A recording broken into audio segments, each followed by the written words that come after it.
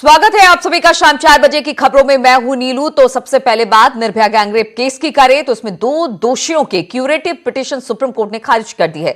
Justice M V. Ramana, justice Arun Mishra, justice Rohinton Fali Nariman, justice R Bhanumati और justice Ashok Bhushan की 5 जजों वाली पीठ विनय शर्मा और मुकेश की ओर से दायर की गई याचिकाओं पर सुनवाई की।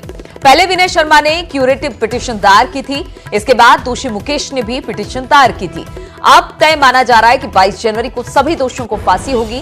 हालांकि अभी सभी दोषियों के पास सिर्फ राष्ट्रपति के पास दया याचिका दाखिल करने का विकल्प बचा है, लेकिन वहां से भी राहत मिलने की उम्मीद ना के बराबर बताई जा रही है।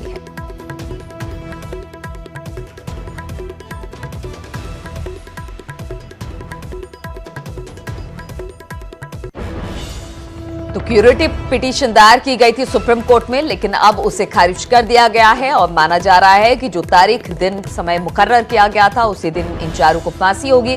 हालांकि अब राष्ट्रपति के पास दया याचिका का एक विकल्प बचा है, लेकिन उस विकल्प को भी कहा जा रहा है कि उसे मिलने की उम्मीद ना के बराबर है।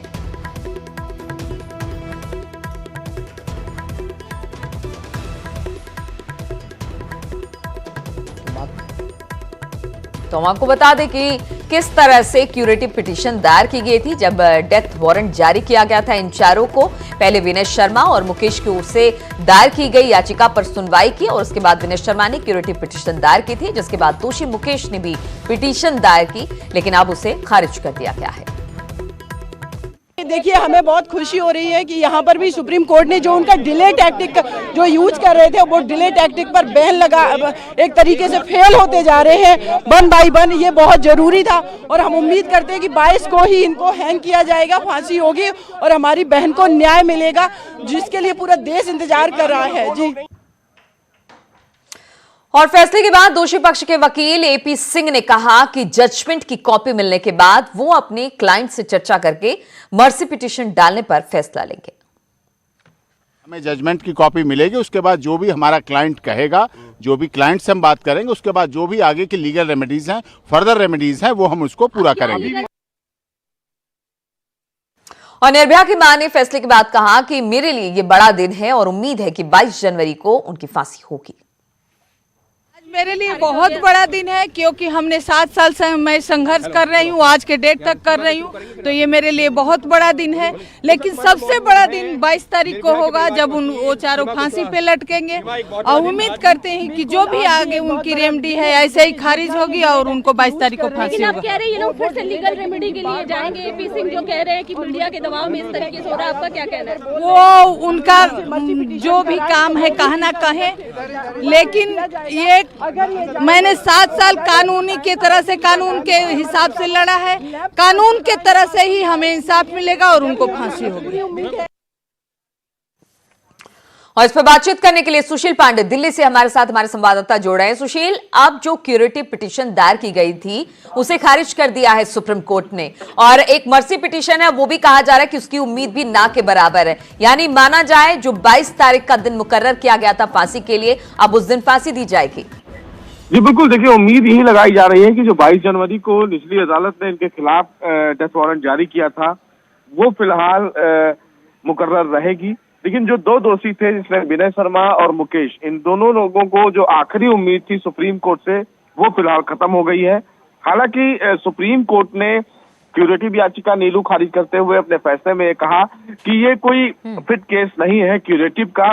उन दोनों दोषियों ने ये मांग की थी कि उनकी फांसी की सजा पर सुप्रीम कोर्ट रोक लगाए। सुप्रीम कोर्ट ने उनकी फांसी की सजा पर भी रोक लगाने से मना कर दिया है।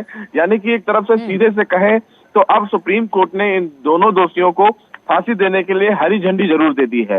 लेकिन चूंकि इनके पास अभी इनका संवैधानिक और मौलिक अधिकार बचा हुआ है, लिहाजा ये दोनों दोषी अब राष्ट्रपति के पास दया याचिका दाखिल कर सकते हैं और राष्ट्रपति से ये मांग कर सकते हैं कि उनकी फांसी की सजा पर राष्ट्रपति सुनवाई करें और उनकी फांसी की सजा को उम्रकैद में तब्दील करें।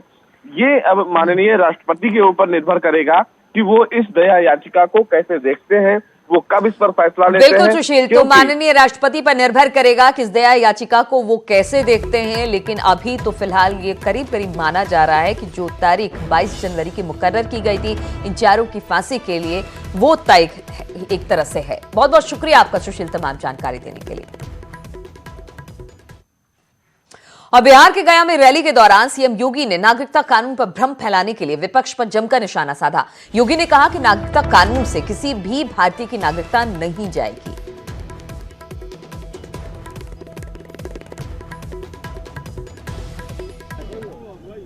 नागरिकता देने का कानून है, नागरिकता लेने का नहीं।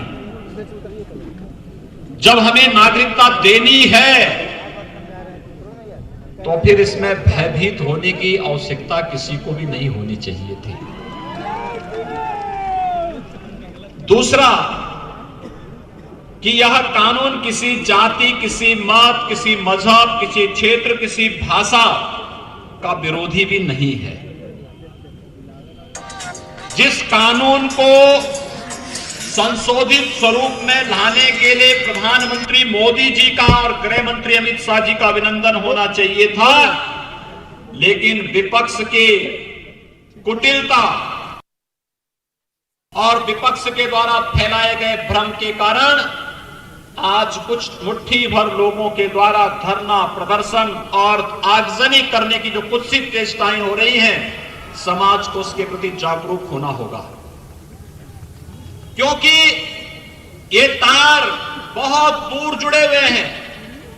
कोई दूर से निशाना साध करके भारत जब एक भारत श्रेष्ठ भारत बनने की ओर जाकर के दुनिया को नेतृत्व देने की स्थिति में आया है, तो भारत की समृद्धि और भारत की प्रगति उन लोगों को अच्छी नहीं लगती और इसलिए गुमराह करके, झूठ बोल करके, असत्य भाषण करके, भ्रामक तथ्यों को प्रस्तुत करके वे लोग समाज को, पूरे देश को गुमराह करने का प्रयास कर रहे हैं। और गया रैली के दौरान सीएम योगी ने राम मंदिर पर रोड़ा अटकाने के लिए कांग्रेस को आड़े हाथों लिया। योगी ने कहा कि जल्द ही अयोध्या में भव्य राम मंदिर बनने जा रहा है। अयोध्या में भगवान राम के मंदिर के निर्माण का मार्ग कैसे प्रशस्त हो गया? याद करिए, कांग्रेस ने सुप्रीम कोर्ट में एक एप्लीकेशन लगाई थी और एप्लीकेशन इस बात को लगाई थी कि राम जन्मभूमि का फैसला नहीं होना चाहिए, लेकिन हो गया फैसला।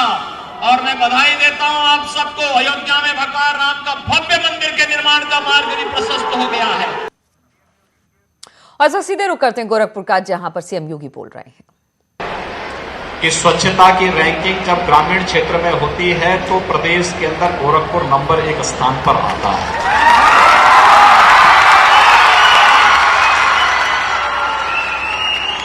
और अगर नंबर 1 पर बने रहना है तो हम सबको मिलकर के इस अभियान का हिस्सा बनना ही होगा। मुझे अच्छा लगा, गोरखपुर महोत्सव में अनेक कार्यक्रम हुए हैं, अनेक रचनात्मक कार्यक्रम हुए हैं। स्थानीय कलाकारों को, उद्यमियों को, समाज जीवन से जुड़े हुए, विभिन्न क्षेत्रों से जुड़े हुए विभिन्न महानुभावों को एक मंच देने का कार्य गोरखपुर महोत्सव ने किया है। यहां पर खादी और ग्रामोद्योग को बढ़ावा देने के साथ ही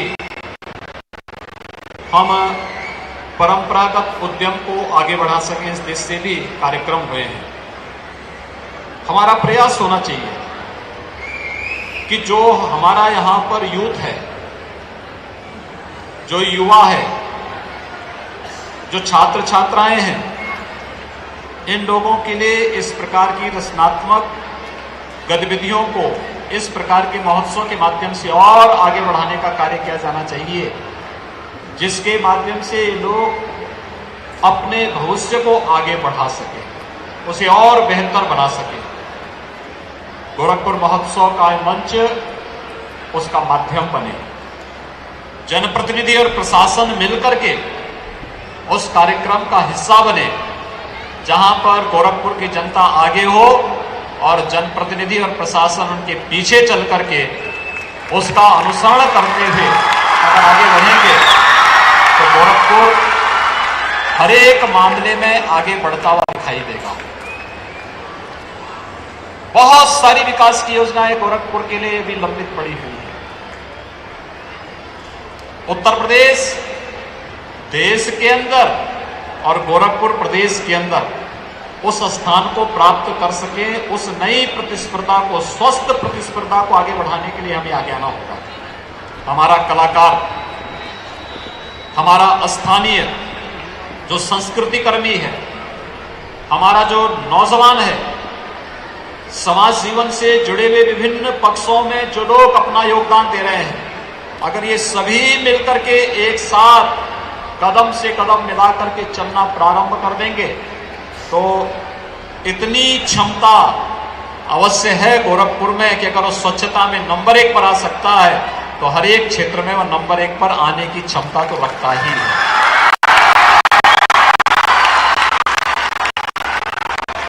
मुझे लगता है आप में से बहुत सारे लोग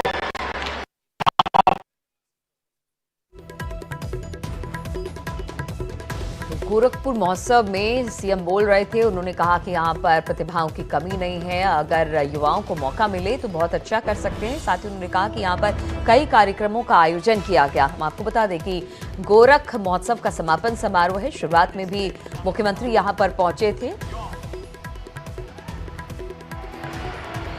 और इसीलिए मैं भी बहुत देर तक मंच पे नहीं रहूंगा, क्योंकि मैं बाहर नीचे उतर करके 1-2 भजन सुन करके कल की आपकी तैयारी करूंगा, क्योंकि कल आप बाबा गोरखनाथ जी को खिचड़ी चढ़ाने के लिए जाएंगे।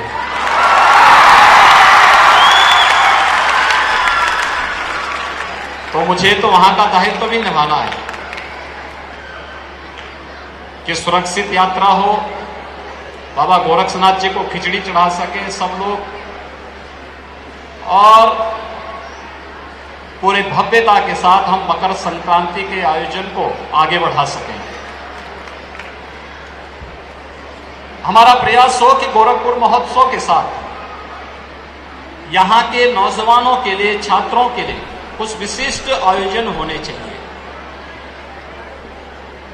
उद्यमियों के लिए भी कुछ विशेष आयोजन होने चाहिए और अगर हो सके तो हमारा प्रयास अभी से प्रारंभ हो कि हमारा अगले बार के गोरखपुर महोत्सव के लिए व्यापार मेले का एक स्वरूप हम प्रारंभ करें, जहां पर विभिन्न प्रकार की देश विदेश की उन व्यापारिक गतिविधियों को जो न केवल निवेश से जुड़ी हुई हो अपितु रोजगार सृजन भी जिसके माध्यम से करके हम लोग व्यापक पैमाने पर अपने युवाओं को भी और युवा उद्यमियों को भी प्रोत्साहित कर सके। ये गतिविधियां अगर आगे बढ़ सकें तो एक नई परंपरा की शुरुआत महोत्सवों के साथ जुड़ेगी। स्थानीय कलाकारों के लिए, स्थानीय संस्कृति कर्मियों के लिए, विभिन्न पक्षों से जुड़े हुए, चाहे वह खेलकूद से जुड़े हुए हों या फिर हमारी विभिन्न उन विधाओं से जुड़े हुए जो हमारे युवा हैं, उनके लिए भी उस प्रकार के आयोजनों का एक माध्यम महोत्सव जैसे आयोजनों को बनना चाहिए। और मुझे प्रसन्नता है कि एक बेहतर प्रयास प्रशासन ने टीम वर्क के रूप में आगे बढ़ाने का कार्य किया है।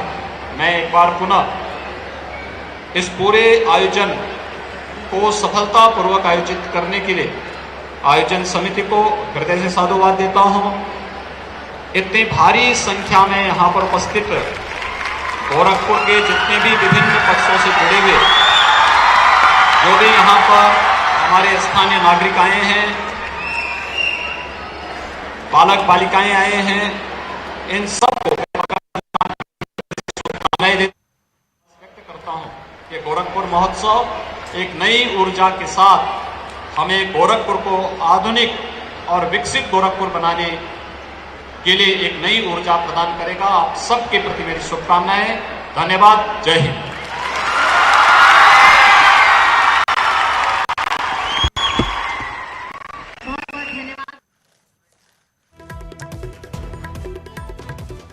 तो आप सुन रहे थे सीएम योगी को, जो कि इस वक्त गोरखपुर महोत्सव के समापन समारोह में बोल रहे थे। रुकेंगे छोटे से ब्रेक के लिए, चल लौटते हैं।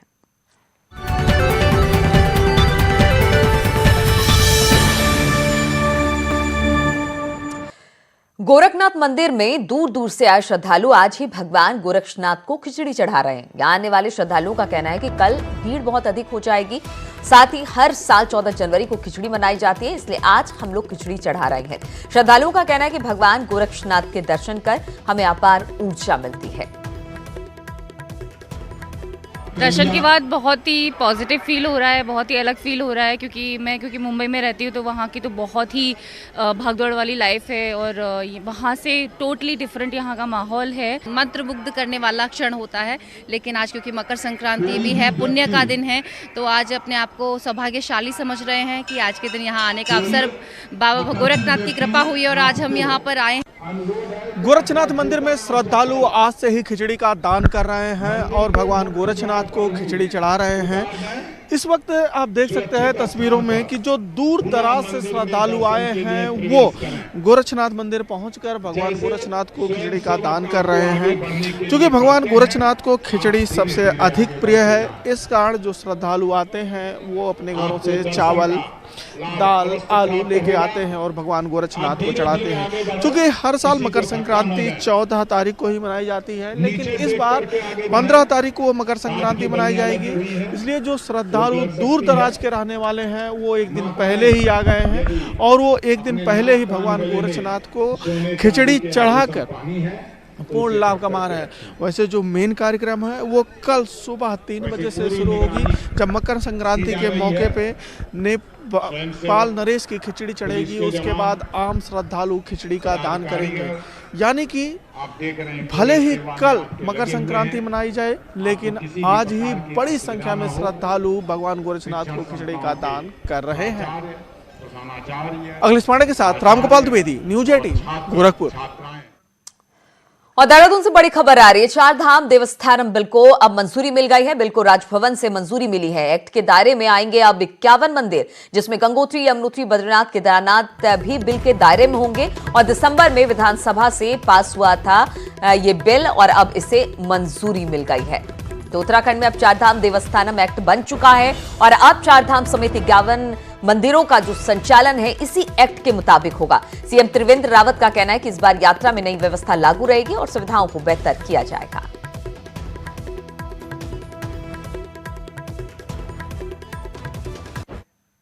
तो उत्तराखंड में अब चार धाम देवस्थानम एक्ट बन चुका है और अब चार धाम समेत 51 मंदिरों का संचालन इसी एक्ट से होगा। सीएम त्रिवेंद्र रावत का कहना है कि इस बार यात्रा में नई व्यवस्था लागू रहेगी और सुविधाओं को और बेहतर किया जाएगा। हाँ, निश्चित रूप से हमने अलग से भी उसके लिए एक मद फाइनेंस में खोला गया है और उसका असर अगर कोई विशेष कारण नहीं रहे तो इस बार पट खुलते समय ही देखने को मिलेगा। तमाम तरह की व्यवस्थाएं हम और विशेषकर जो स्वच्छता से संबंधित हैं उनको लेकर के नई नई व्यवस्थाएं इस बार चार धामों में देखने को मिलेंगी। और उत्तर प्रदेश में तानाजी फिल्म को टैक्स फ्री कर दिया गया है। सीएम योगी ने राष्ट्रवादी पृष्ठभूमि पर बनी एक चूहा। और कश्मीर में गुलमर्ग एक ऐसी जगह जो स्वर्ग से कम नहीं है। बर्फबारी होने से यहां का मौसम खुशनुमा हो गया है और सैलानियों की भी भीड़ बढ़ती जा रही है।